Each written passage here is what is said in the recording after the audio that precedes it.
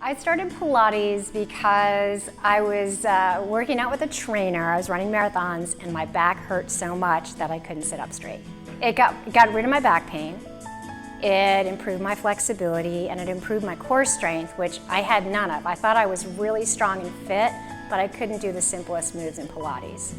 I just loved it so much, and I would dive into the exercises and try to break them down, and I enjoy teaching. I got roped into it by a friend who needed a substitute teacher for Pilates and said, "You're on."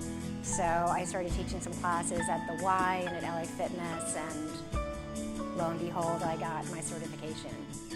I think what we offer here is unique because the instructors are certified in multiple disciplines.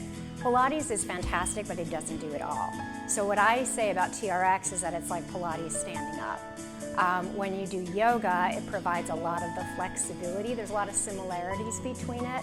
Pilates is a little more dynamic. So if you can use some of the yoga concepts and postures, it actually makes the Pilates more effective.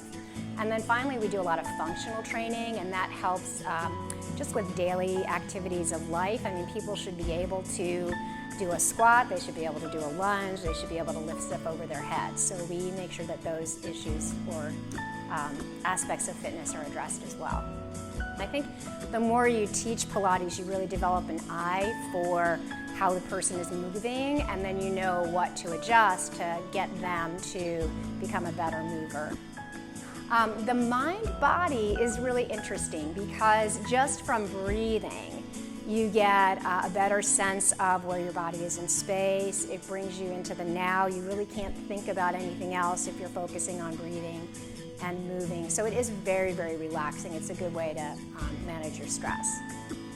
It is different from many traditional forms of exercise. You know, you're not lifting big weights, you're not grunting, you're not going to burn a zillion calories. But what Pilates does do for you is it gets you to the next level of wherever you want to be. So we train competitive athletes, we train people with arthritis, we train regular people that haven't done any exercise that want to get into shape.